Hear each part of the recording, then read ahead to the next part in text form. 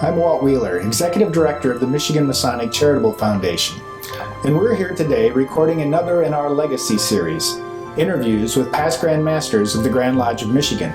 With us here today is Most Worshipful Brother W. Don Baugher, Most Worshipful Grand Master in the year 1993-1994. Don, thank you for being with us today. Thanks, Walt, for inviting me. I'm looking forward to this. Well, we're going to start at the very beginning. Tell us where you were born. Wow, that is way back. I was born down in Boot Hill, Missouri, in a little area between two very small towns on a cotton farm. Where in Missouri was it? Well, if you look at a map of Missouri, there's a part that looks like it should be in Arkansas. And it wasn't, because there was some farmer that had a lot of pull, and the taxes were better in Missouri than they were in Arkansas, so he had that made a part of Missouri, and it's called the Boot Hill. Okay. So tell me a little bit about your parents. Well, my mom her name is Anna. Her maiden name was Dale. And she lived in a little town not very far from the Boot Hill, Rector, Arkansas. And they moved over into the area close to where my father was, I think, farming also. My dad's name was William Riley Baugher, always went by Riley. And I'm not sure exactly how they met, probably in a cotton patch, but they met. My mother was 16 when they got married, and my dad was 24, so there was 8 years difference in their age. I'm not sure that if I would have been the parent, I would have allowed that, but it worked out pretty good because they were married for 60-something years before my father passed away. Very good. I know you had several siblings. Tell us a little bit about your brothers and sisters. Well, there were 8 of us in all, and I was number 7. And so I came along pretty late in my mother's life. Mom was born in 1900, and I was born in 1938. So she was 38 years old, and I had a sister, Rita, that was born actually 2 years after that. There were 2 of my sisters actually had married and moved away from home before I was born. And quite a coincidence that my mother and those 2 sisters were all 3 pregnant at the same time, 2 different times. And I don't think you'll hear that very often, but I had a nephew who graduated a year before me in high school, and I had a niece that actually graduated in my high school class. That probably doesn't happen very often. No, I don't think so. So tell us about some childhood memories. Well, I think it was just really fantastic to grow up in a small community like that. I've said many times that we probably knew everyone that lived in a 6 or 7 mile radius of us. It has its deficit side too, because you couldn't do anything without your parents finding out about it. But it was really neat to have that kind of a family surrounding you, a small school, just knowing everyone was, I think, a big advantage. How big of a community was it? Well, the little town where I went to school actually had about 2,000 people. The county seat, which was also about the same distance from our farm, probably was 10 or 12,000 people, neither of which were very large. But, you go to town in either of those 2 towns, and you knew almost everybody on the streets on Saturday afternoon, which is typically when people went to town there, because that's the only day they weren't in the field. So where did you go to school?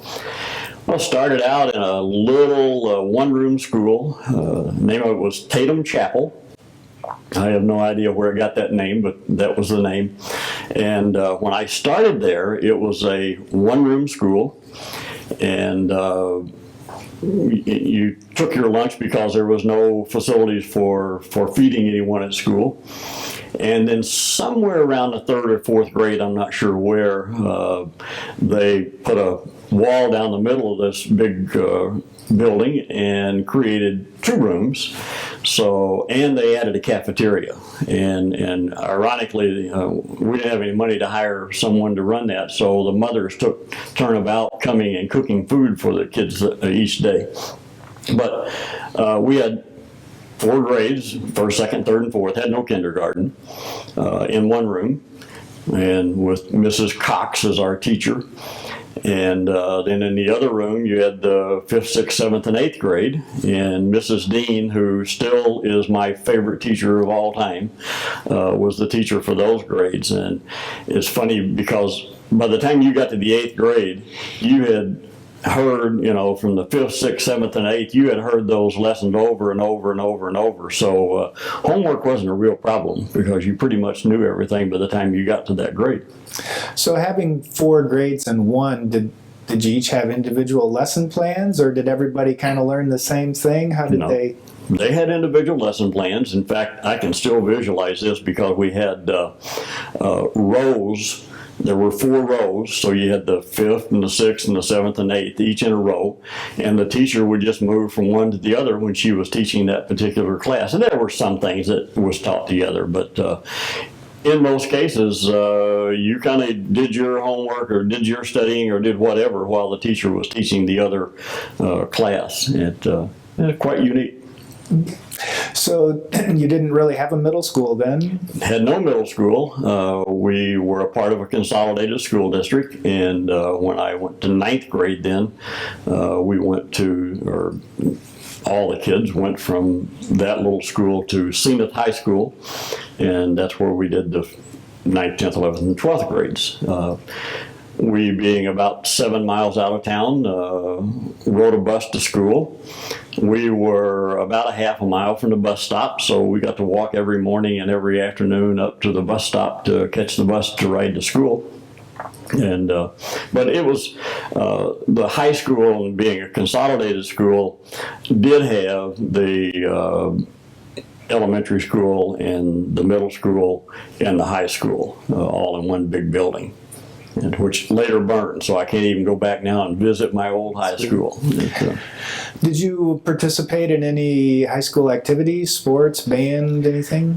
Well, I tried sports. I played baseball when I was in grade school, and because you didn't have a lot of competition, I thought I was really good. And then I got in high school and realized I wasn't nearly as good as I thought I was. But I tried and played baseball the first couple of years. I ran track. I was a little better at that than I was at baseball, but my real joy was in music. And we started a high school band the end of my sophomore year. And there was no band in school prior to that. And a fellow by the name of Mr. Goodwin, Bill Goodwin, came in, and he could play every instrument in the band. And was very good at teaching us how to play the instruments. I ended up playing cornet, and I was first chair, and was able to enjoy that for the rest of my school year. The first parade that we ever marched in, we actually won first place in the parade, and that was the first year after we became a band. I also was involved with the choir. We call it the mixed chorus because it was male and female, and was honored to be selected as the representative from our school to the all-state choir. Wow. That's back when I could sing. The other thing that stands out, I guess, we were invited to play at a major football game, and I don't even remember for sure what it was, in Memphis, Tennessee, the high school band. And we got there, and not knowing this, they were honoring some individual who had passed away, and came to our band director and said, we want a trumpet player, cornet player to play taps while this honor is happening. And so they lined up one team this way and another team this way, and I was kind of the point person right in the middle of this, and I had to march out there in front of this huge stadium, and I was probably 16 years old, and play taps. Now, I was a pretty nervous kid when I did that. I'll bet you were. Had you played it before? Oh yeah, I'd played it before. It worked well for me later. You'll hear a little more about that today, probably. Okay. Good. So after high school, did you go right to college? Actually, graduated from high school, and the next week I was in Michigan. My dad had lost his eyesight, and my last couple of years in high school, I was farming the farm, working in a grocery store to get some cash, and going to school, and needless to say, that wasn't real easy. And I told my dad that I would keep a roof over our house, our head, and food on the table, but I wasn't going to do it there on the cotton farm. And so we sold the farm, and we moved to Michigan. And I was only 17, and my first job was working at a used car lot, cleaning cars and getting them ready for people to sell, because I wasn't old enough to get a job in a factory. And I didn't know until much later. We had an uncle that owned a business in Kennett, the little town close to us, and he told my dad it was just a terrible thought for us to even consider going to Michigan. And Dad never said anything to me about it, but he really was talking it down. And my mom told me later, said, I told your Uncle Tom, if God means for us to go up there, Don will find a job in a hurry. And it took me about one day. And Mom said, I knew everything was okay. So why Michigan? I had a brother and sister that had moved up here. In fact, I had two brothers, and one was working at Clark Equipment, one was working at Whirlpool, and my sister was head cashier at Kroger. And during high school, I had worked as a butcher in a grocery store, and I thought, well, I can go up there and get a job as a butcher. And when I got there, I found out from the manager that they wouldn't hire siblings. So I didn't get a job as a butcher and started washing cars. And then I managed to get a job in a plastic manufacturing facility when I was 18. That lasted about 3 months and got laid off. And then I finally ended up going to Whirlpool. So your college career then started after your work career? Actually, I started at Whirlpool, and that was quite an experience getting in there. I was off work from Modern Plastics for about 8 weeks, and I hated it. I had never been out of work in my life. And in fact, Mom said I started picking cotton when I was 6 years old because I wouldn't stay at the house with my grandmother. And she told me that if you go to the field, you got to work. And so I did. So from 6 years old until then, I had not been out of work, and it just really bugged me not to have a job. And my brother was at Whirlpool, and they had been very good to him. He had started running a punch press, and I'm not sure exactly how it happened, but they came around giving aptitude tests to people in the factory to see if they might qualify for management positions, and he did. And they ended up sending him to college, and he became manager of our industrial engineering function. So I thought, man, if that's the kind of company they are, I really would like to work for them. I went to the ad center and applied for a job, or I wanted to, and the lady told me, we're not taking applications because we don't have any openings. And I said, well, I'll be back. And that was on Monday. And on Tuesday, I went back. And the lady's name was June Dahlstrom, who ended up being a director later.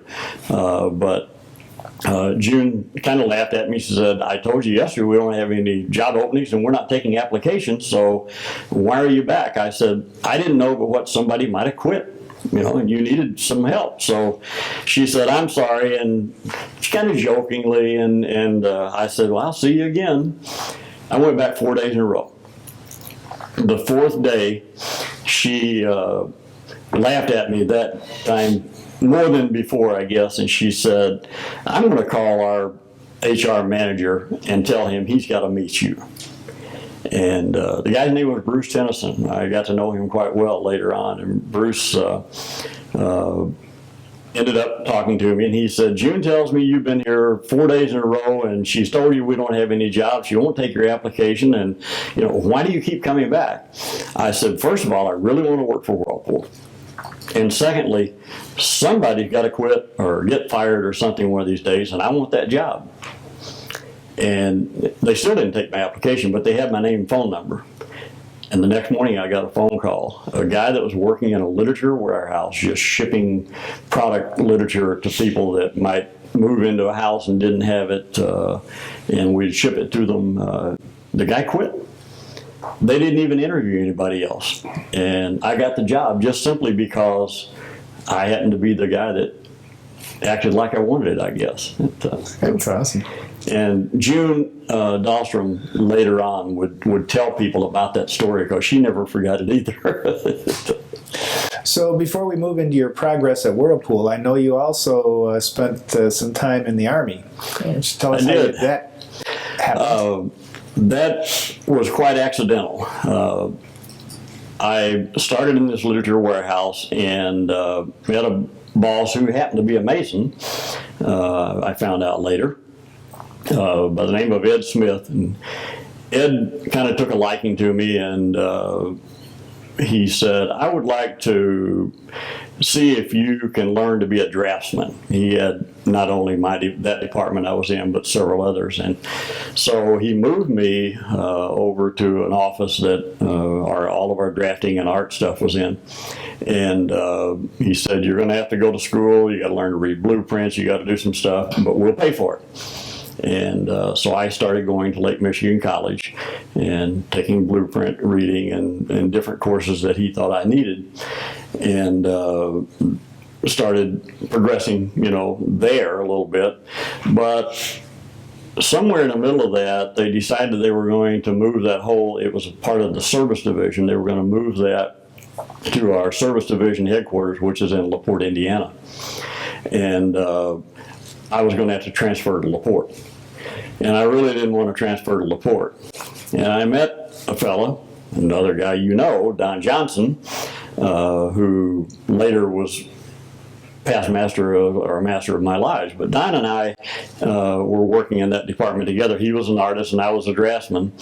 And we decided we were old enough we should move away from home, and we rented an apartment together. And we're chatting one night, probably over a beer, and he said, boy, I really don't want to go to LaPorte. What can we do? And we came up with this brilliant idea that we would go down and volunteer for the draft. Now, needless to say, my mother wasn't very happy with me when she found out I'd done that. But we went down that week and volunteered for the draft. And that's when I found out what my real name was, too, by the way. I always thought my name was Winford, W-I-N-F-O-R-D, and I filled out all the papers for the draft that way, and the lady looked at it, she said, that's not your name. So I know who I am. She said, well, that's not what your birth certificate says. And I had been born at home, and the doctor wrote the name down wrong, and when he went back, he filled my birth certificate out wrong. So I'm Winifred instead of Winford, and been living with that. Anyhow, we volunteered for the draft. And the next week, we got called. We're going in the Army, and the gal at the draft board said, this is pretty nice. You guys come up and volunteer for the draft together. You only get 2 years, and you get to spend your time together, and blah, blah, blah. And so we were kind of looking forward to that. And we jumped on a bus at a YMCA in Benton Harbor. They took us to Detroit for a processing center, and we spent a night in a hotel, and then they took us out to this base, and I forget what it was now, for processing. And that evening, I'm on a bus waving bye to Don Johnson. He's still standing outside, and I'm headed for Fort Knox, Kentucky. And I thought, well, that didn't last long, this buddy system. But I got to Fort Knox and went through processing, had my uniforms, and walked into the EM club one night, and here's Don. I thought, well, that's pretty nice. We're not going to be in the same unit because I'm 3 or 4 days ahead of him in processing, but at least we'll be on the same base so we can see each other once in a while. That night, I'm on a plane for Fort Hood, Texas, and Don stayed there. And we saw each other at Christmas that year because we both got out of basic training for Christmas. That's the last time I saw him until I came home 2 years later. So the buddy system didn't work. The Army was good for me. It taught me some discipline, I think. I was never a wild kid, but it does teach you discipline. And it let me go to Germany. I don't know that I would ever have had that opportunity had it not been for the Army. Teach you to respect your elders and sometimes do things without question. And I think for most of that's hard to do. But I ended up as a small arms repairman. That was my MOS, they call it. And I enjoyed that. But I didn't get along with the sergeant that I was reporting to, and he decided he would punish me and stick me in a 4-deuce mortar outfit, and I'd have to spend my time out in the field. So I ended up being a gunner in a 4-deuce mortar outfit, and I didn't like all the noise and that, so I volunteered to become a forward observer. And then I started reading about their life expectancy in the service, and I thought, I think I'd like to live a little longer than that. So I managed to work myself back into being a gunner in a 4-deuce mortar outfit. Germany was a great place. There still was remnants of the war there when I was there, and you met people that had been in the war, obviously, because I went over there in 1959, and nobody would ever admit that they were in the war and fighting, but you knew that a lot of them had to be. So you got out of the military, you came back to Michigan. I did. Went back to Whirlpool. And they knew that I didn't want to go to LaPorte because that's why I went in the Army. That's a heck of a decision, I guess, but when I came back, they're obligated to give you a job, and they had started a printing operation, and I interviewed with the guy that was running it and ended up getting a job running a little monolith printing press, and that was kind of the start of my upward mobility, I guess. I proved that I was pretty good at that, and got promoted to be the night. They put me on a night shift, and I was in charge of the night shift as still not a management employee, but in charge of it. And in 1964, I guess it was, I ended up interviewing for a job in LaPorte, Indiana, which I didn't want to do earlier, but this was a promotion, and so I interviewed for that. That was quite interesting. I went down for the interview, and the guy was a fellow named Foster Smythe that I interviewed with. We went through this whole process of the interview, and at the end I said, I just want you to know that I'm the guy you need for this job. And his reply was, you're the third person to tell me that.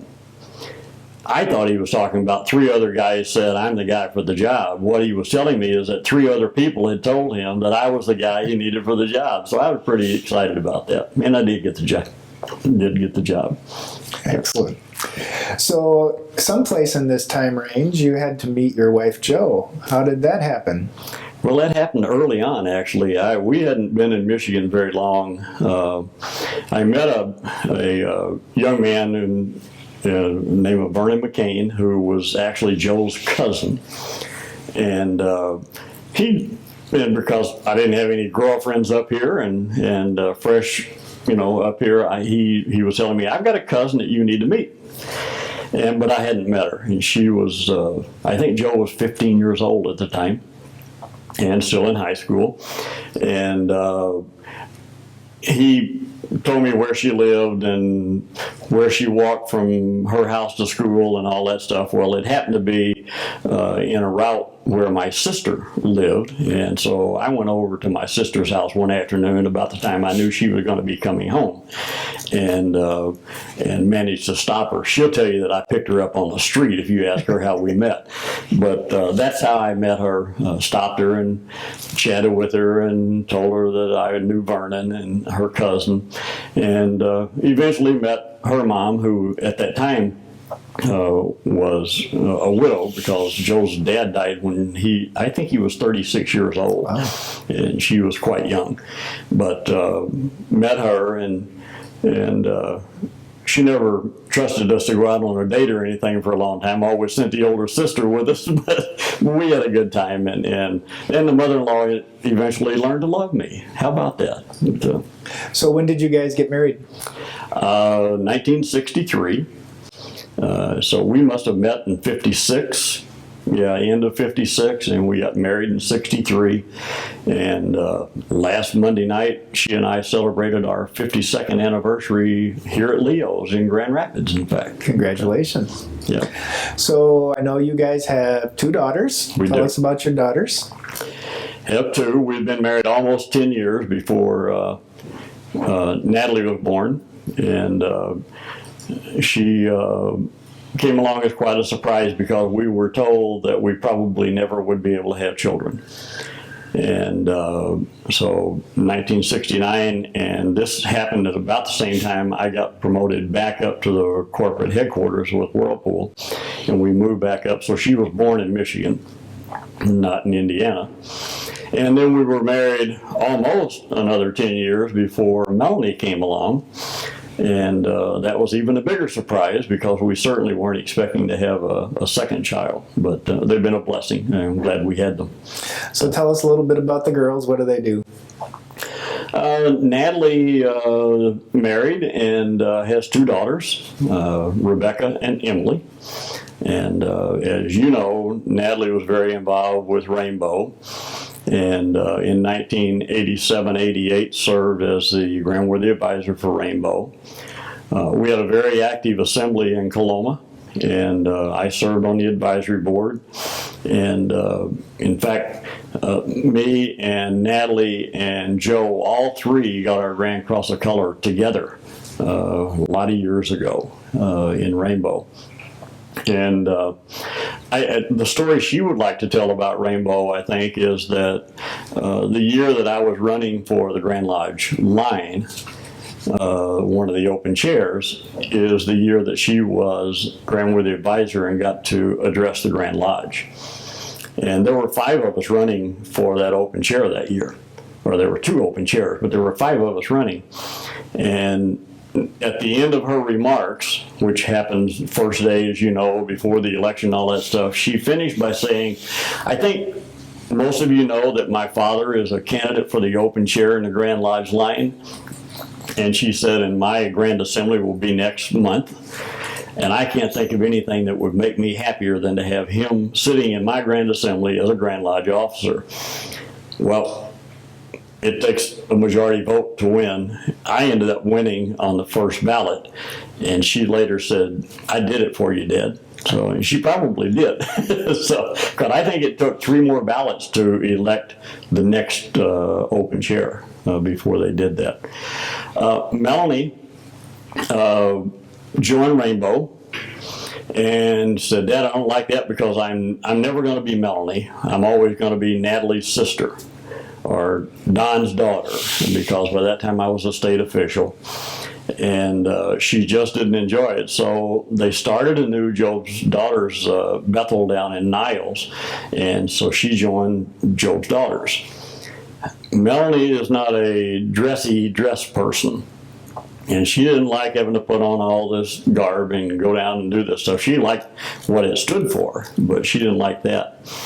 So she decided that she would rather do something else. She was always very enthusiastic about 4-H, loves animals, and loves kids.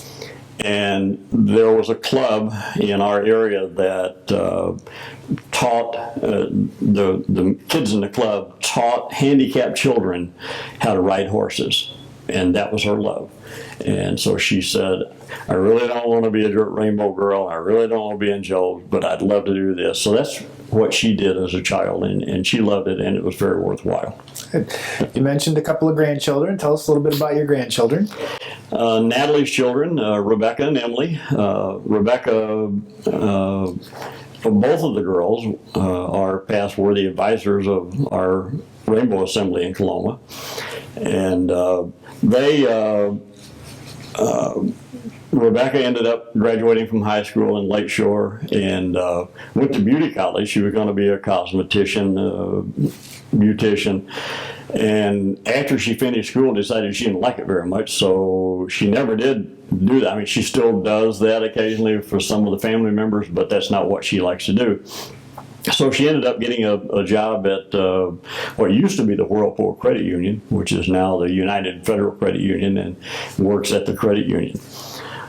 Emily wants to be a photographer, and she graduated from Lakeshore High School also, and went to the Illinois Institute of Art in Schaumburg, Illinois, and just graduated last June. And just last Thursday was interviewed and got the job with a photo studio down in Granger, Indiana. So she's headed out, I think the 14th of this month, to North Carolina for training for that company. The company's all over the country, so I'm not sure where she'll end up at, but right now she's headed for North Carolina to be trained. She's as I said, she was also a worthy advisor. Her big thing, the year that she was worthy advisor, her charity, her other grandfather ended up having to have a kidney transplant.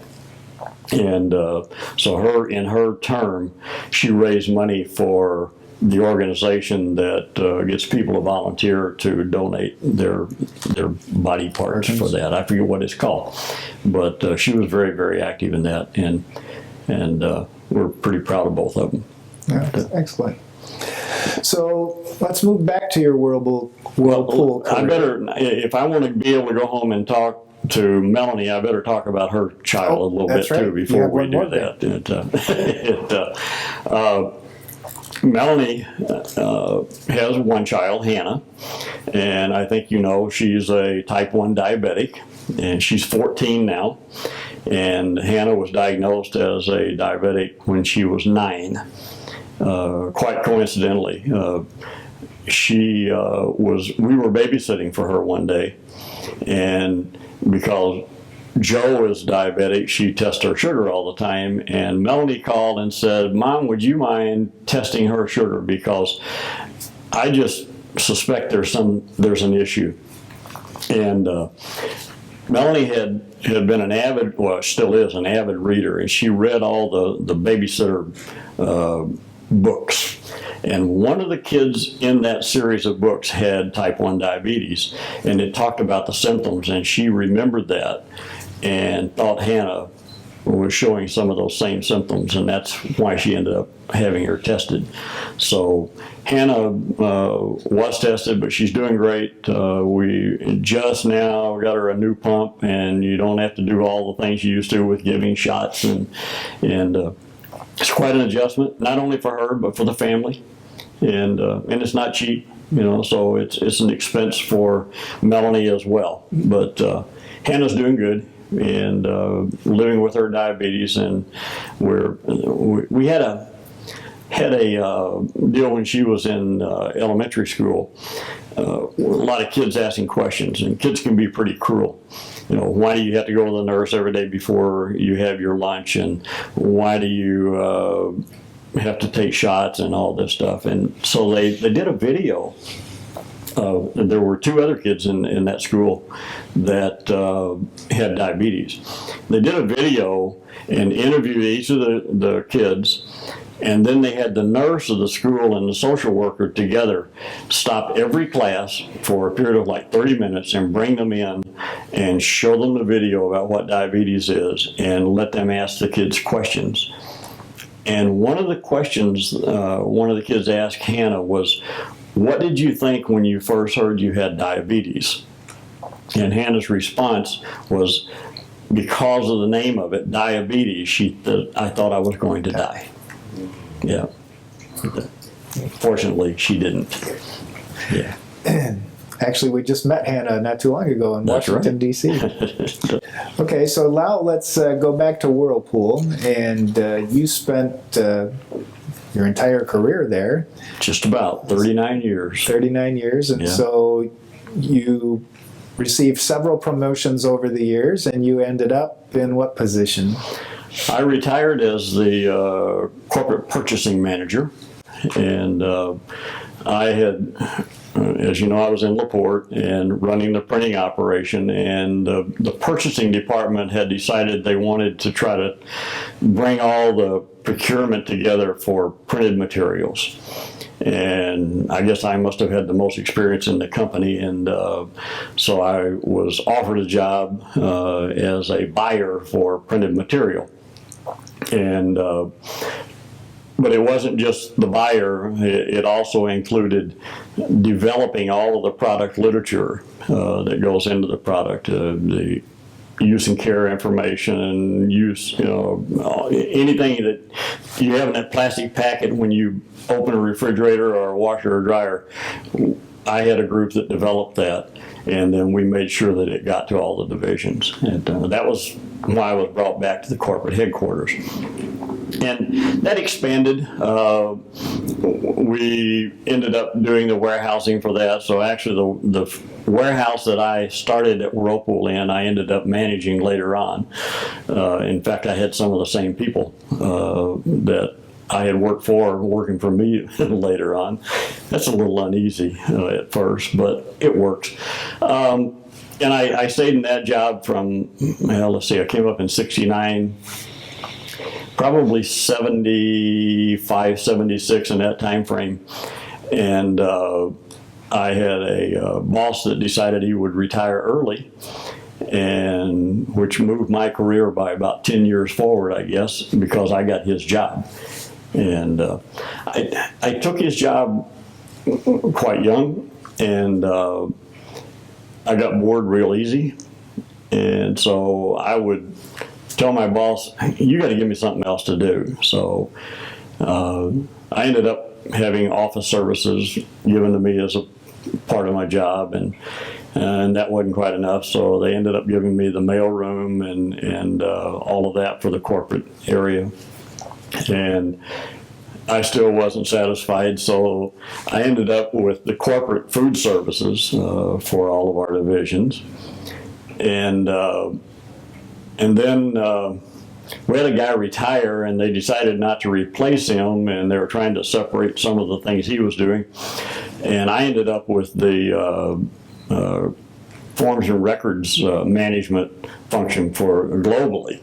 So that was quite a job. And so I had all kinds of stuff I could do, and it never was boring, simply because if I got in and didn't like what I had to do or was doing, I just go to one of the other departments and do some stuff. But it was fun. It was a lot of fun. Variety always helps. Yeah. So other than the Masonic fraternity, are there any other organizations or groups you've been active in or involved with? Well, I got interested in the issue of drug abuse early on with the Masons, and we got to looking around in the Berrien County area at what we might be able to do outside of the fraternity to address that issue. And me and a lady at the time was with Andrews University, started a group trying to pull people together, the health department and different agencies that might deal with drug abuse if it was happening. And we pulled a group together and actually met at Johnson Rohoff advertising building for a long time. Don Johnson was a part of it. The health department was a part of it, and we called it SAIL, and it was an acronym for Substance Abuse Impairs Living. And so I was a co-founder with this lady and the first president or chairman of that board. And we were together probably 5 or 6 years before we thought we had accomplished our mission, and it dissolved. Other than that, when I was in LaPorte, and realized that I was moving into management positions, and I'd get up in front of a group and start talking, and I was so nervous you could see my pants shaking. I thought, boy, I got to do something about that. So I joined Toastmasters and was in Toastmasters for a few years and became president of the local Toastmasters club. And then when I moved, after I retired, we sold our house in Stevensville, St. Joe area, and bought a place on Paw Paw Lake. I thought, man, I need to join something out here so I can get to meet all the people and get to know some of my neighbors. And I joined the Lions Club. I found out I knew most of the guys already anyhow, but then actually while I was with the National Masonic Foundation for Children, served as president of our Lions Club also. So those are pretty much my outside Masonic activities. Yeah. Okay. So let's turn to the Masonic fraternity. How did you first learn of Masonry? I married into it. My father-in-law was very, very active in Lakeshore Lodge. In fact, he was the chaplain, I think, when I married Joe. And I didn't know anything about Freemasonry. I think that my first recollection of Masonry at all was still down in Missouri, and we had a member of our church pass away, and he was a member of the Knights Templars. And we went to his funeral, and I remember the honor guard. And I thought, boy, that is really impressive. But I really didn't know anything about it. It's amazing. After I became a Mason, what I learned, the guy that I worked for in a Piggly Wiggly store was a Mason. So many people that you knew that you found out were Masons. 2 of my mother's brothers were Masons, and I didn't know that. I'm sorry, not my mother's brothers, my grandmother's brothers. And I learned that later. But my father-in-law was always doing business with Masons, and he's always talking about Freemasons, and I just was curious. And one day he and I are standing in the kitchen. He had a little machine shop, and we'd been working. We'd come walking in to get something to drink, and I said, "What's the deal with this Masonry stuff?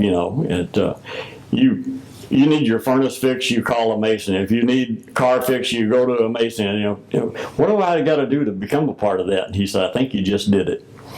And he signed my petition, and I joined Lakeshore Lodge in 1963.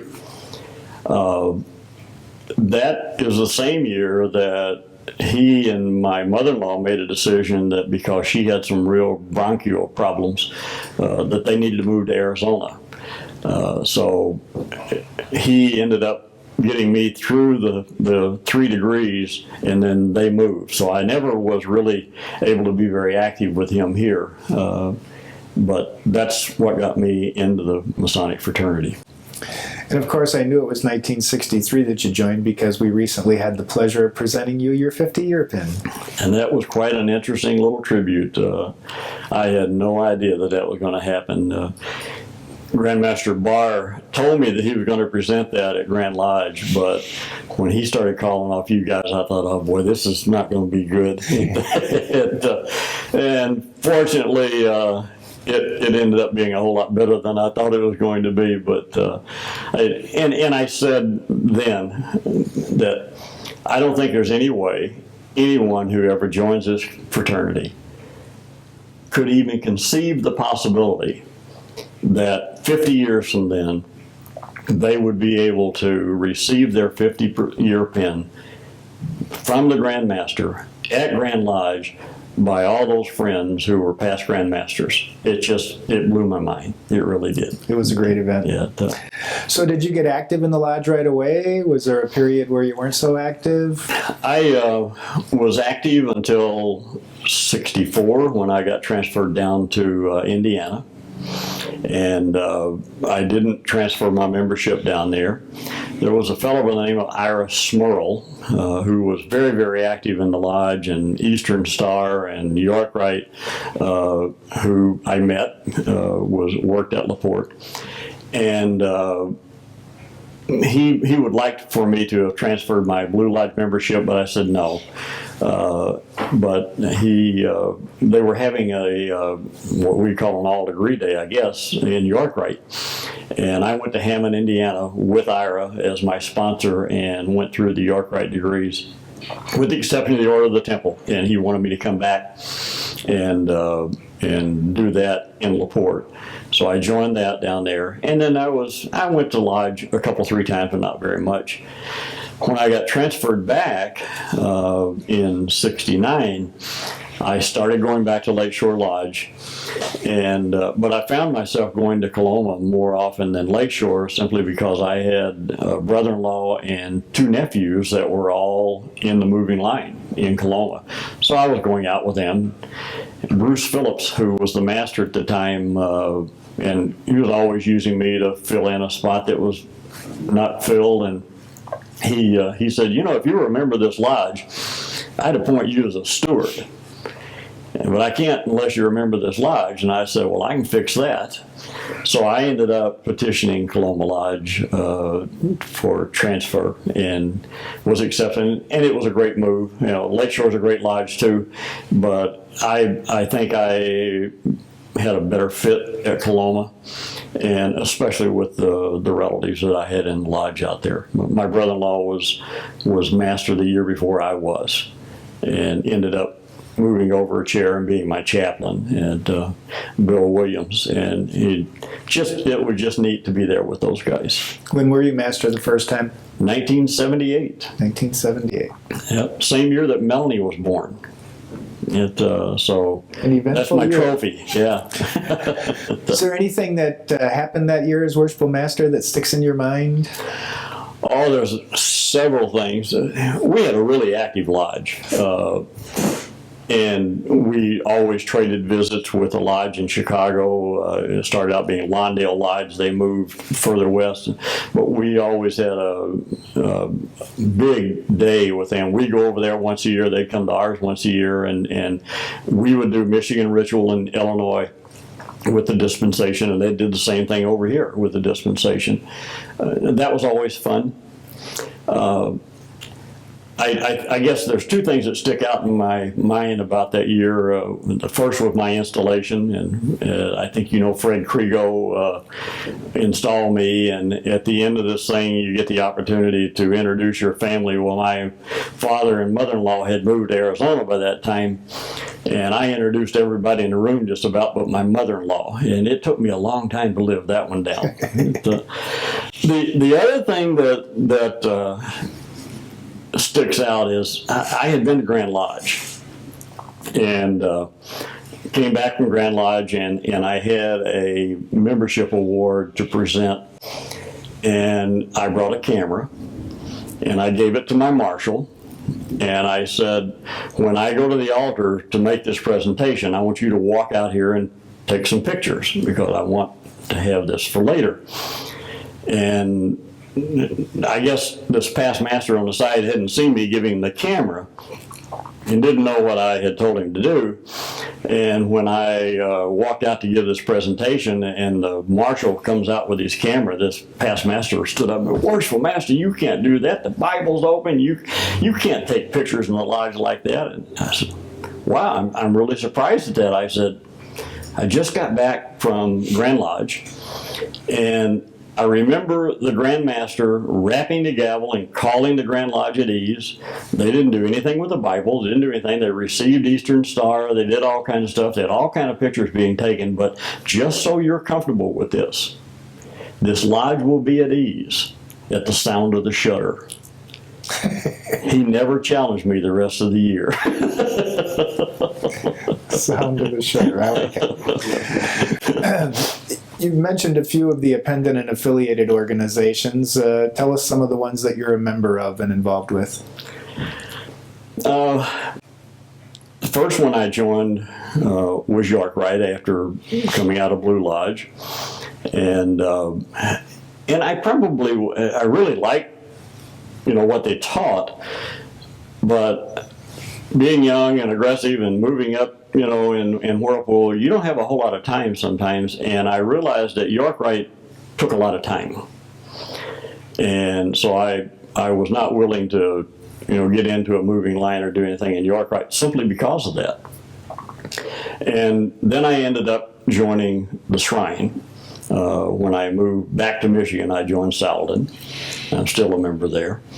And I enjoyed the Shrine. Ended up getting into mini bike patrol and doing some things like that. But Ted, can't even think of his last name now. I'll think of it in a minute. Ted Daniels? Ted Daniels, yeah, thank you. Ted Daniels called me one day and he said, "Hey, I'm going up to Scottish Rite. You want to go with me?" And I said, "I don't belong to Scottish Rite." He said, "Well, you're a Shriner." I said, "Yeah, but I belong to York Rite." Well, he said, "Well, you got to belong to Scottish Rite." I said, "Ted, I can't afford it." He said, "Yes, you can, because I'm going to pay your fee and you can just pay me off when you have the money to do it." So I thought about it a little bit. I said, "Okay, go ahead." So we had I don't remember how much it was there, probably $100, but we had a Shrine luncheon every Friday down in St. Joe. And Ted got the petition, paid my fee, and I said, "I'll pay you when I can." I came up and got my degrees. Ended up actually being president of my class, the Abbott Norris class. But we'd meet on Fridays, and I'd go in and I'd hand Ted $2 or $1 or $3 or whatever I happened to have. And I didn't realize it, but he had a file in his office that had a lot of guys like me in it that he had signed up and paid their fee. And I walked in one day and I handed him $2, and he said that was it. So he ended up paying my fee, and I joined Scottish Rite, and that's kind of history after that. I'd been pretty active with Scottish Rite. I also later was invited to join Red Cross, and that's been a good experience. I think mainly for the people that are there. It's just a great group of guys, and that's kind of what Freemasonry is all about. I think you make friends that you wouldn't otherwise have made. It's a great organization, not only in Red Cross, but all the others. Yeah. I know that you served as Commander-in-Chief of the Consistory in the Scottish Rite. Any other leadership positions in the other bodies? Well, that was a lot of fun. I think especially as you age, you get a little concerned about being able to memorize ritual anymore. And I had people telling me that this is not going to be easy for you, because I got in when I was like 64. And I knew that I was going to be 70 years old by the time I went through that 6-year line. But I was amazed at how much easier it was than I thought it was going to be. And I think maybe because I started learning ritual a whole different way. I would sit down and read it and read it and read it, make sure I understood the meaning of it before I ever tried to commit anything to memory. And by doing that, even if you forgot a word, you could still say something that meant about the same thing and go through it. But being Commander-in-Chief was a great experience. I love that flag talk, and it's just great.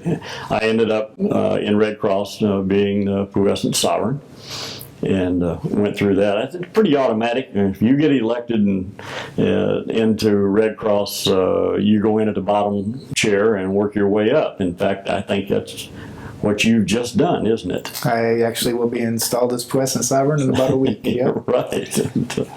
Of the appendant and affiliated bodies, which are your most favorite? Well, I guess if I look back in earlier life, I would, because they're affiliated, I would say our youth groups, simply because I was involved with all of them. Job's and Rainbow mostly because I had daughters and no sons. But as as they grew up and I wasn't as active in the youth groups, Scottish Rite has to be where I really enjoy doing the work. I served on the board when I was Commander-in-Chief. I'm now the deputy's representative here in the Valley of Grand Rapids and work a lot with you, as you know. We've got a meeting tonight when this is all over. But I really enjoy the people in Scottish Rite. And although I'm a whole lot more committed, I think, time-wise than you have to be just to go through a chair in Scottish Rite, I think that's really what attracted me to Scottish Rite, is that I could work in a degree. I've directed 2 or 3 different degrees. I could work in a degree, do the practices, and walk away feeling like I had made a contribution without having to be here every week or every month or whatever. And you still get that good feeling about doing something good. Actually, I think it's through Scottish Rite that you and I first met. When I'm you were sure it is. Master of Ceremonies, and I had another little spot. Over the years, you've received many honors and awards. Are there a few that stick out as being more special or more meaningful? They all mean something, obviously. Sure. Well, I cherish the 3 awards I got from our youth groups, because I have the Grand Cross, and I have the Grand Triangle from Jobs, and I have the Honorary Legion of Honor from DeMolay. And then when I stepped down as executive director for the National Masonic Foundation for Children, I was given their Medallion of Excellence Award. Normally that's given to Grand Lodges, not individuals. I think I'm only the 3rd individual that ever received that, and I considered that quite an honor. The other, and that plaque I have on my wall, the other thing that I was honored with, that wasn't really given as an honor but as a recognition for some service, I received from Prince Hall. And at their Grand Lodge session 3, maybe 4 years ago now, they gave me a plaque recognizing me as the Grand Master who started the discussion for recognition between our 2 Grand Lodges. And that probably not only is the greatest feeling that I ever had for an honor, but it's probably the greatest thing I ever did for Freemasonry. Maybe besides appointing Bob Conley as Grand Lecturer, that was pretty good too. Yeah. I was there when you got that honor, and it was amazing. You mentioned the National Masonic Foundation for Children. Let's talk a little bit about that. You've been very involved with the Student Assistance Program and the National Masonic Foundation for Children. Tell us about your involvement there and how that first came about. Well, my first thoughts with that happened at the Grand Lodge session where I was elected into the Grand Lodge line, and Don Hemming was Grand Master. And he had been to the Conference of Grand Masters the year before, and the National Masonic Foundation for Children had just been organized. And they were looking for funding, and because their goal was to identify ways that Freemasonry could help with the issue of drug abuse, mainly in our schools but all over the country. And he wanted to help. He wanted some funds appropriated to donate to the National Masonic Foundation, so that Michigan would be a part of that. And it was voted down. And I can still see the disappointment in his face when that happened. So I thought, I really need to learn a little about that. I'm going to be in the Grand Lodge line, and Ken Bolton was the Grand Master then after that session. And Ken and I started talking about it, and I started talking about it with the other moving line, and Bill Skrepnik picked up on it. And Bill was 2 chairs in front of me in the Grand Lodge line. And he said, if you can put it together, the year I'm Grand Master, we'll do a Masonic Model Student Assistance Program here in Michigan. And so I started working on it. And not only was I able to put the training together, still at Whirlpool at the time, and I went to our Whirlpool Foundation and convinced them to fund the first training that we had, which we did in Benton Harbor. And so we did the training. Bill Skrepnik, I think, came back from the Grand Lodge, Illinois, and stopped in and spent the day with us watching the training, and he fell in love with it also.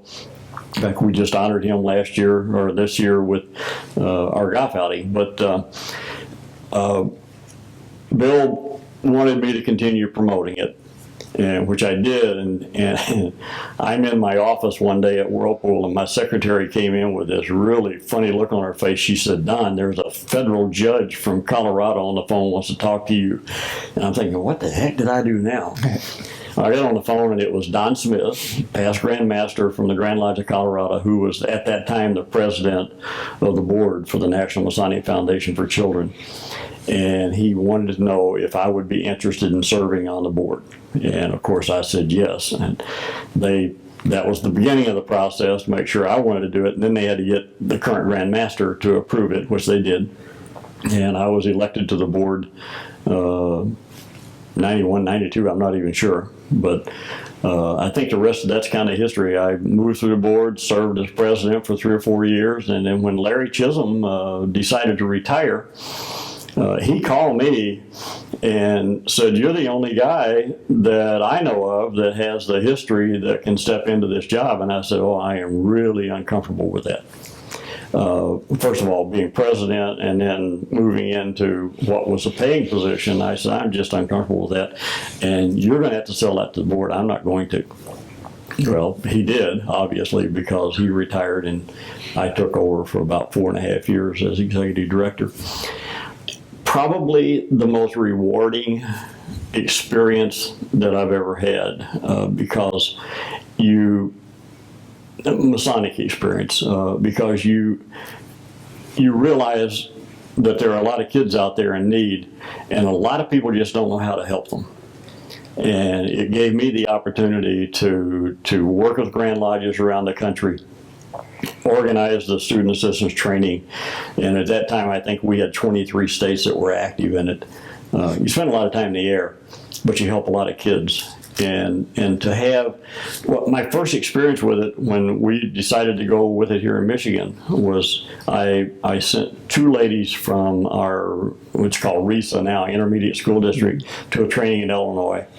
And Linda Vingling, one of them, called me in my office the next morning, and she had been through 1 day of training and she was going into the second day. At that time it was 3 days. And she said, "Don, I just had to call you to tell you what a great organization it is you belong to." Now, I don't know of too many Masons that have ever had that happen to them. But if I needed to be sold, that did it. And, we've been doing training in Michigan since 1991. Yes, we have. So let's talk about some of the Grand Masters that you've known personally prior to your time in the Grand Lodge line. Probably the oldest one, and I actually sat in lodge with him the last time he was ever in lodge, was Roscoe Birch. And I knew his son quite well because Roscoe owned a printing company in Benton Harbor, and we did a lot of purchasing of their products. So I knew his son, Red Birch, and he was a Mason also. And we went to a past master's night at Lakeshore Lodge, and Red brought Roscoe, who was getting quite feeble by then, to that meeting, and I actually sat at the table with him. And it's probably the first one that I, knew very well. Bob Lake was also a member of my lodge and was past master later on. And I knew Bob quite well. He worked at Whirlpool also. And I think that was kind of a groundbreaker for me, simply because Whirlpool kind of knew what to expect when I got into that line, that I wasn't going to be there a lot. Other than that, when I moved from LaPorte up to the Ed Center in purchasing, one of the guys that was calling on me as a paper salesman was Newt Bacon. And it just really blew my mind. Here I'm a relatively new Mason and find out that I've got a past Grand Master sitting across the desk from me trying to sell me paper.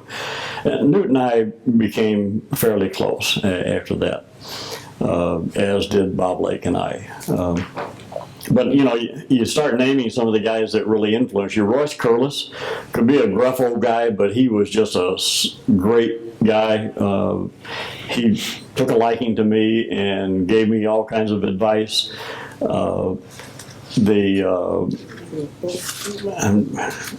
I don't know. There's so many of the guys that impacted my life and mentored me. Some were not past Grands. Paul Florin. Paul Florin really wanted me to run for the Grand Lodge line.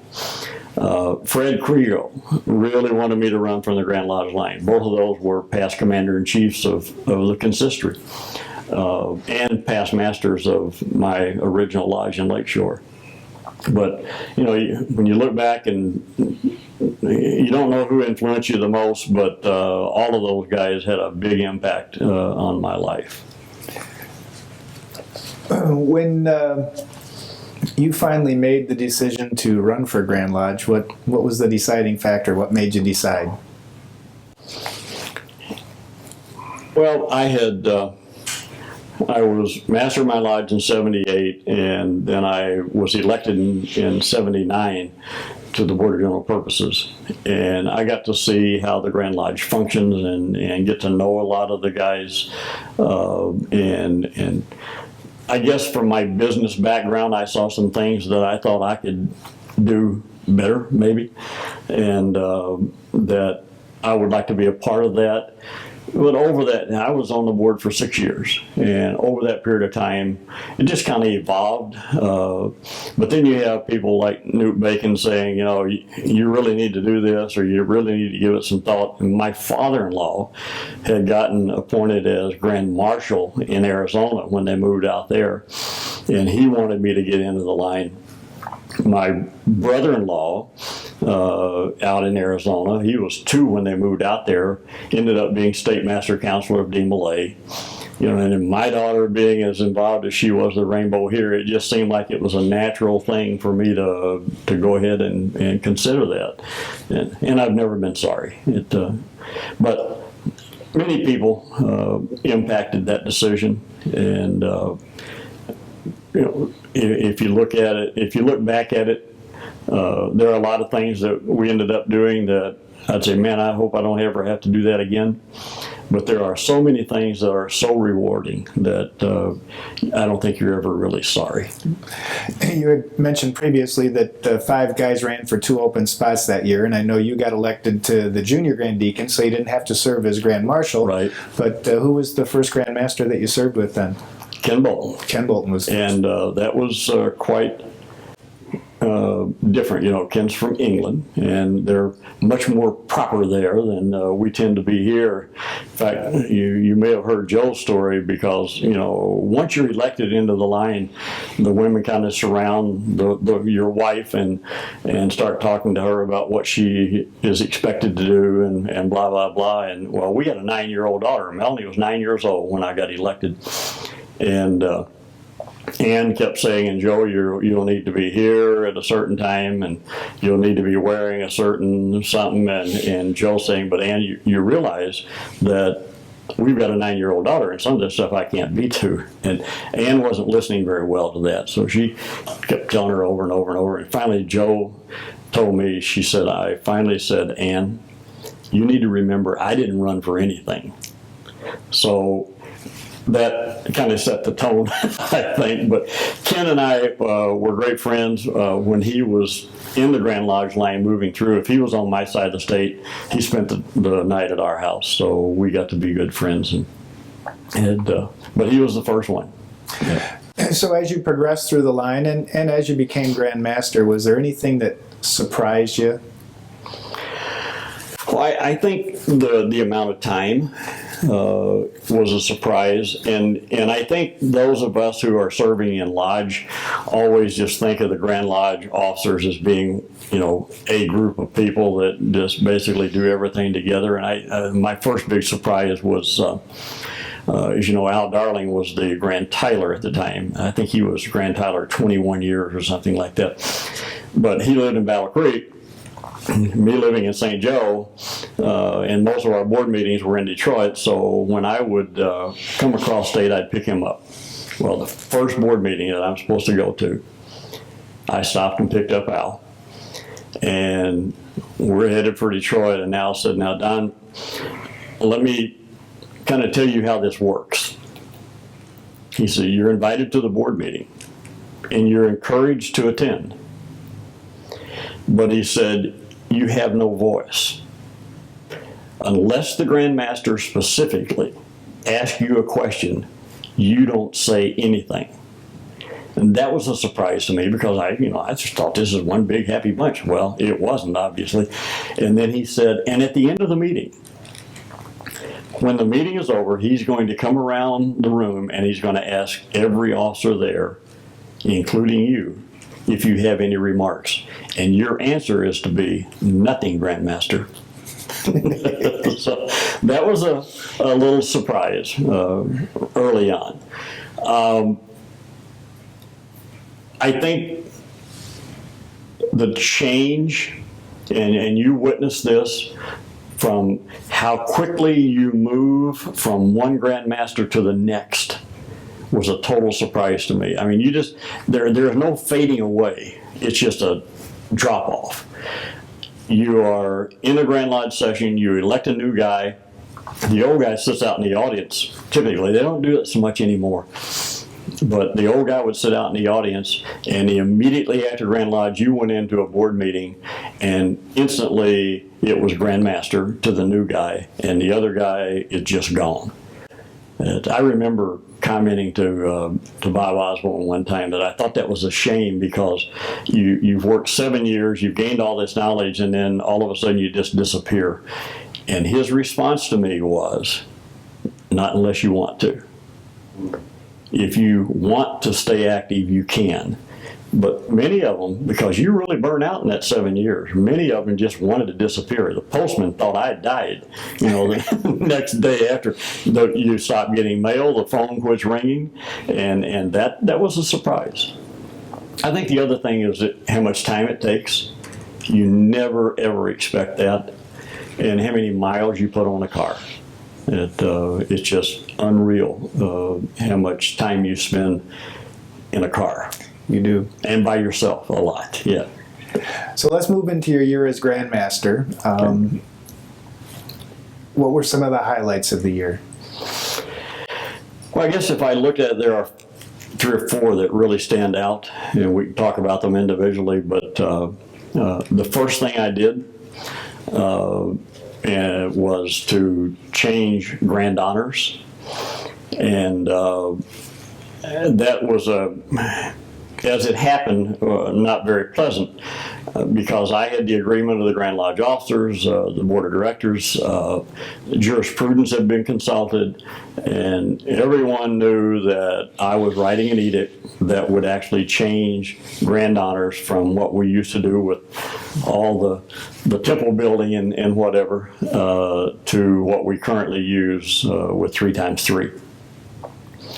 And I intended to do that so that I was the first person that ever got them that way, to demonstrate it to those in attendance, what they were. And less than 30 minutes before I was to be installed, jurisprudence approached me and said, "We were wrong. You don't have the authority to do this because it's a constitutional change."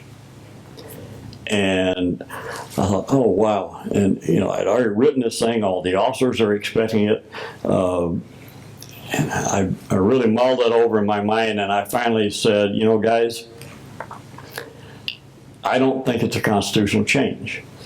The Constitution basically says for Grand Honors, you refer to a section in another book. It's not written in the Constitution. And I said, I'm comfortable that I'm not violating the Constitution if I go ahead and do this.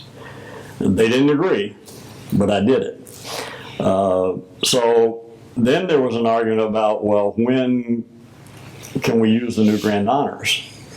And I said, when can I issue an edict? And nobody could answer that. I says, okay, let's back into this process. Does it have to be at the end of Grand Lodge? Well, don't know. Once I've taken the obligation, would you consider that I'm now the Grand Master? And they all said pretty much, yeah, that would be. I said, okay, then that's when the edict's going to be read. So I took the obligation, had my father-in-law there to escort me to the altar. And I stood up and I said, before I am taken to the east, there's an edict that I want the installing officer to read. And Ken Bolton was my installing officer, and he read the edict changing the grand honors. And I said, when I get to the east, those are the grand honors we'll use. And I still remember looking around the room, there were a lot of guys that wouldn't do that. They were very uncomfortable with doing the grand honors that way. So that was that was the first thing I did. I guess the second thing, and maybe the more drastic thing that I did, looking back on it, was starting the discussion with Prince Hall about recognition. And I had talked to the officers, everybody, all the officers, very comfortable with this. And we were holding district meetings.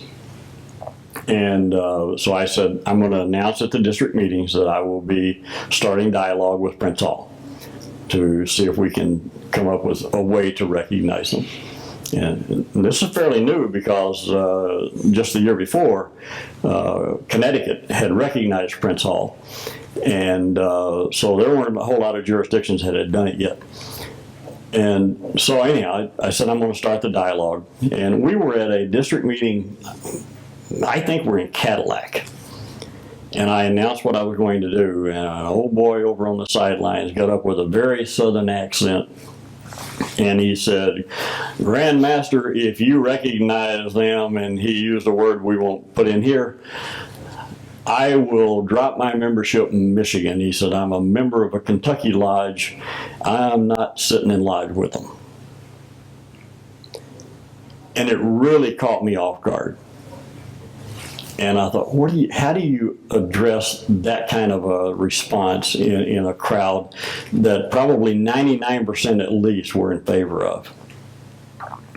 And Bob Conley was with me, and I'm looking at Bob, and he's looking at me, and I'm thinking, oh, what do we do now? I turned to the guy, and I said, brother, it's pretty obvious from your comment that you really don't care what the brothers in this room think of you. I said, you care what God thinks of you? And boy, the room just went quiet. And the guy sat down. And he came up after the meeting was over and apologized for doing it the way he'd done it. But he ended up coming up to me and he said, I'm never going to do that. I'm never going to sit in lodge with a person of color. And I said, you need to try it. You need to try it once and see if it feels any different, because he's there for the same moral teachings you are. He took an obligation to the altar just like you did. Try it. And he turned and walked away from me, and before he left that night, he came back and he said, I'll try it. And I don't know if he ever did or not, because I never saw him after that I know of, but that's kind of the way it got started. I ended up calling Leon Austin, who at that time was the Prince Hall Grand Master, and he answered the phone. And I said, is this Brother Austin, the Grand Master of Prince Hall Grand Lodge? And he said, yeah. Who's this? And I said, well, this is Don Baugher, and I'm the Grand Master of the other Grand Lodge here in Michigan. He said, I've heard of you. And so we started talking. And I said, I don't know where we go with this or how fast we can do anything, but I would like for us to get together and just talk about what we can do for recognition between our organizations. And Leon said to me, and he called me Grandmaster and I called him Grandmaster, and he said, Grandmaster, he said, if you want to get together and talk about recognition with us maintaining our identity, I'm agreeable to that. If you want to get together and talk about us merging with you, there's no conversation. And I said, we don't want a merger. We want you guys to keep your identity. We want to keep our identity, but we want to recognize you if we can. And he said, well, let's start talking. And we did. And so and I don't remember what month this was, but he said, our Grand Lodge session's in April, and I'd like for you to come to our Grand Lodge session. And I said, I can't do that. And he said, why? I said, because if we do that, it's going to ruin everything we're trying to work on for recognition, because that would be illegal, because I would be talking with a clandestine Mason. They don't like that word, and they call it non-Prince Hall Masons, not clandestine. But he said, well, we got to figure out some way for you to be there. So I said, at our Grand Lodge session, we call the Grand Lodge at Ease, and we bring in the youth groups, and we bring in Eastern Star, whatever. And if you do that, and you bring me in when the Grand Lodge is at Ease, I'll come. And he said, that'll work. So he did, and then I was received on the floor with Don Reno. And then that night, they invited me to be their speaker at the banquet. So I was able to speak. And then we reciprocated and invited them to come to our Grand Lodge. And by that time, Ozzie Gardner was the new Grand Master. Leon went out that year. And so they both came. And I'm not sure who else they had with them, probably the Grand Secretary too. But anyhow, they came. And we're waiting for the Grand Lodge session to open. And Doug Hagee, who at that time probably was my senior Grand Deacon, came in and he said, Grand Master, there's some rumbling going on inside that if you bring in Prince Hall, a group of people are going to walk out. And I said, oh my God, I certainly hadn't expected that. And so I said, well, I got to give that some thought, because I don't want to embarrass anybody. So I went to Ozzie. And I said, Grandmaster, here's the deal. I've been told that if I bring you in, even when the Grand Lodge is at Ease, I'm going to have some guys walking out. And there was a lot of discussion, and then he made some comment of, yeah, we got some rednecks in our organization too, that kind of a thing. He said, Grandmaster, what would you like for me to do? And I said, 25 years from now, no one will remember those guys that walked out, but they're going to remember the first time you walked in. And he said, I'm going in. And he did. And we received him. He's a little short guy, not Don Reno's size. And he stands up. I gave him an opportunity to bring some greetings. And he stood at that podium, it seemed like forever, holding on to both sides of this thing, and looked out over that audience all back and forth. And he finally said, I have long sought this opportunity. And the crowd just kind of went wild at that. And he told a little story that I can share with you if you want to hear it, that kind of put a lot of meaning to what was going on right then. He was talking about two neighbors that both had dogs. And one was a little bitty dog, and one was a great big dog. And he said the guy with the big dog would walk his dog every morning, and it would come right by the house of the guy with the little dog.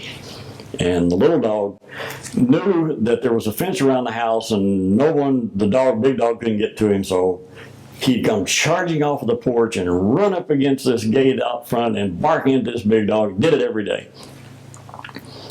One day he's coming walking by, the big dog was, and the little dog comes charging off the porch, and when he hit the fence or the gate, it swung open.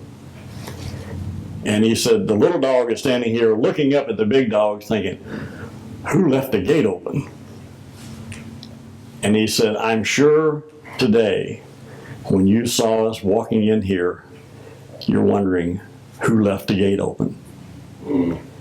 And he said, turned to me, and he said, Grandmaster Baugher left the gate open. And that was the start of, it took us a while, actually, because you got to have a treaty, and you got to have some agreements to do that. And unfortunately, later on, when I became Grand Secretary, after we had recognized Prince Hall, we got the opportunity then to work with Bob Morrow from the United Grand Lodge of England, and they got recognition from the United Grand Lodge of England too, and I got to be a part of that. It was pretty neat. It is awesome. And so, and you actually just referred to it. After you went out as Grand Master, you took on another job in the Grand Lodge, that of Grand Secretary. Tell us a little bit about that and how that position differs from the moving line. You have a lot of different responsibilities and duties. Yeah, you do. Of course, when I got that job under some not great circumstances, but excuse me. I moved into it, and at that time we still had a business manager. So Dick Ammon was still very involved in the operation of the day-to-day Grand Lodge. And I was really only in the Grand Lodge maybe 3 or 4 times a month. I tried to get up here once a week, signing documents that needed to be done or just working with the staff or whatever. Yeah, it's a lot different than being in that moving line. There's a lot more responsibility. I was very uncomfortable with a lot of it because I had all the responsibility, but I wasn't there every day making all the decisions that were going on in that Grand Lodge office. And you still had to attend the board meetings, and you were a member of the board of directors. So there's a lot of responsibility to it. I enjoyed the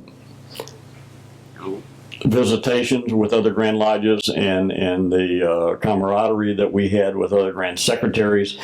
Grand Secretaries are kind of a little fraternity within a fraternity. They really are, because that's, generally speaking, is the continuity of Grand Lodge. That's the guy that's going to be there for several years. The others kind of come and go, and you may have a flash and they're out of there, but the Grand Secretaries are typically there for a while. And you build relationships. One that was kind of strange was with Tom Jackson from Pennsylvania. He's just one of my favorite people because of his knowledge of Freemasonry. And for some reason, he and I kind of hit it off. Maybe because of the way I pronounce my last name and he doesn't. But there's a lot of work that is very enjoyable. Maybe one of the toughest times when I was Grand Secretary was when we suspended recognition with the Grand Lodge of Minnesota over an issue with them recognizing 2 Grand Lodges in one jurisdiction without those 2 Grand Lodges recognizing each other. And I still get some negative comments about that, but I still think it was the right thing to do. And it caused the healing process to start, I think, a lot sooner than it would otherwise, because we had always, and still are, we had been very close with Minnesota. And I think we probably have more honorary past Grand Masters from Minnesota than any other jurisdiction. And for us to suspend recognition was pretty drastic. And, Paul Cross did the right thing by doing that, I think. So, what do you think the fraternity needs to do to grow and prosper? Bob Conley asked me one time when he was really involved with Renewal, he still is, but that was a group that were really working on things, and he said basically the same question, what do we need to do? And I said, I think we need to be the fraternity that all of us believe we used to be. But none of us really know if that was true or not. If we were what I think we were then, back in the time when this country was being formed, or years after that, if we were now what I think we were then, we wouldn't have a membership problem. I'm not sure we even have a membership problem today, although our membership's are way down. I think we have a participation problem. And what we need to do is be mentoring our new Masons so that they participate instead of, like so many of them, come in, join, and in 5 years you never see them again. I believe that the mentoring program that Bob Conley is teaching right now is the best tool that we have for keeping people active. My lodge is going to adopt that. We've gone, when I was Grand Master, we had 76,000 Masons. Right now we're less than 35,000. I'm not sure what the number is, but we're less than 35. At some point in time, we've got too few to do the job that we need to do as Masons. And we at one point in time had almost 600 lodges, and now we're down to about 300, a little under, I guess. I don't know that that's a bad thing. We needed those lodges years ago because people couldn't travel like we do today. But I believe if we get the participation, like Watervliet and Coloma merged, we were 2 miles apart. It really was kind of senseless for us both to have lodges. So I think consolidating and putting the group together will help build better lodges within a community, and the mentoring will keep our youngsters active and involved. What would you tell somebody that came to you and said, I'm thinking about joining Freemasonry? What advice would you give them? Well, I just had that opportunity last week because we had a young man submit or ask some questions about the fraternity online. And Rob sent the information to me, and I contacted the young man, found out that I know his grandparents, and arranged a meeting for the two of us, and we had one other lodge member come in, and I said, I don't think I need to tell you this because most young men who are today looking at joining have already done all the research you can imagine. And they probably know more about Freemasonry than most of our members who are in their 60s and 70s, simply because all that information is out there. So I told this young man, do the research. I gave him some literature to read, but I said the main thing you need to understand is that this is not a process we need to rush you through. I don't care if it takes you 3 years to become a Master Mason.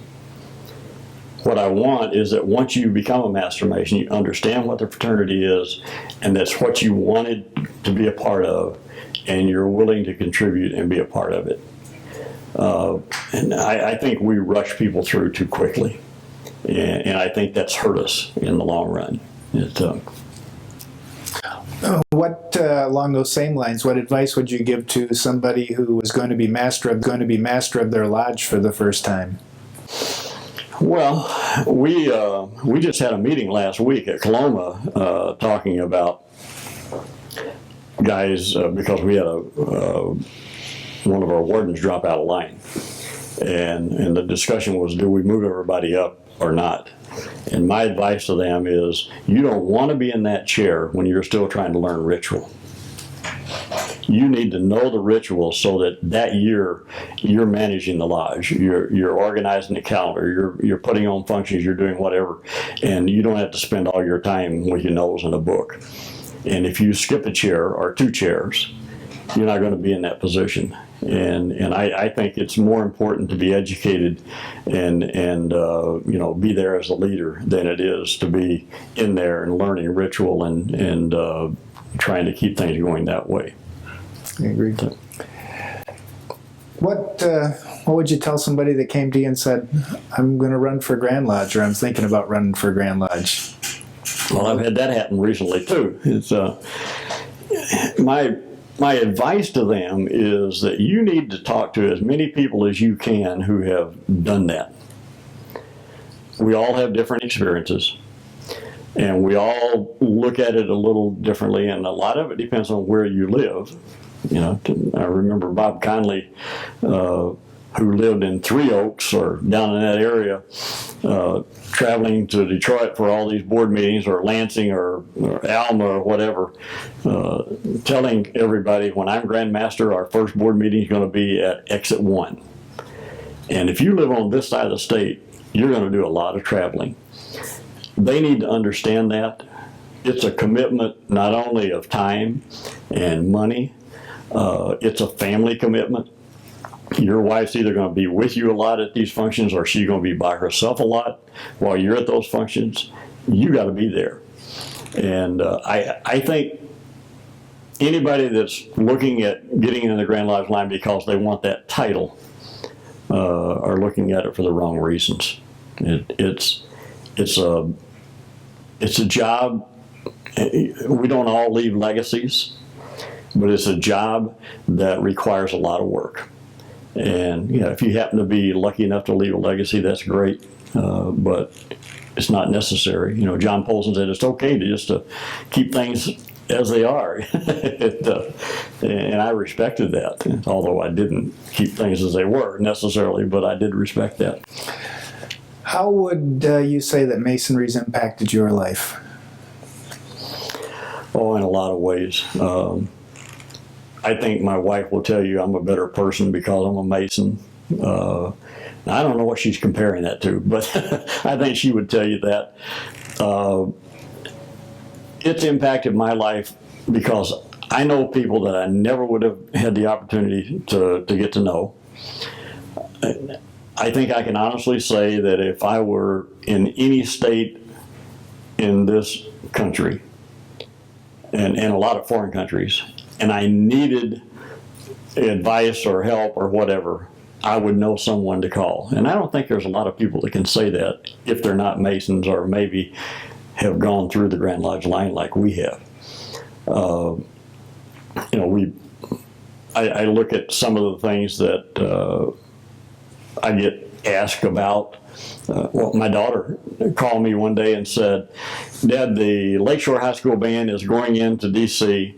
to represent Michigan for the World War II dedication of the World War II memorial. And we've got a truckload of instruments that are very valuable, and there's no good place for us to park downtown that we think they're secure. And do you know anybody that might be able to help us?" I got on the phone to George Sagers at the memorial and told him our situation, and he said, "Bring the truck up here. We got security cameras all over the place, and they can leave it here the whole time they're there." And how would I have been able to do that, had I not been a Grand Lodge officer? The same band was going to Phoenix, Arizona to play in one of the big festivals out there. And they had a place to park the truck at the hotel they were staying, but the parking lot was going to be full, and they had no place to practice before the parade, the Fiesta Bowl they were going out for. And Natalie called me and said, "Dad, what can you do?" And I called the El Zariba Shrine Club and said, "We got a big band coming out there and need a place to practice. Can we use your parking lot?" "Not a problem." So they went to the parking lot. You just, those are kinds of things you can't do unless you've had these experiences. Yep, I agree. Any final reflections? Anything you want to add?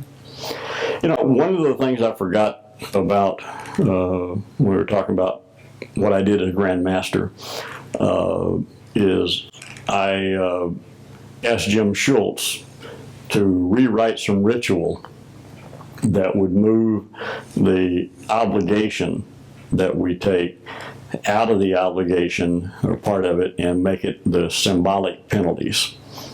And that's just another thing that happened that year. We got to Grand Lodge, and the Board of General Purposes was very much against doing that.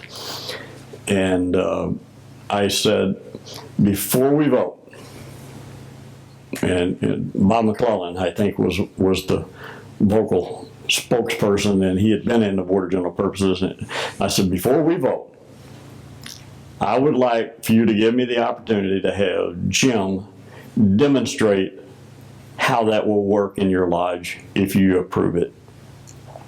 And the delegates let us do that demonstration. And once it was demonstrated, it was overwhelmingly approved.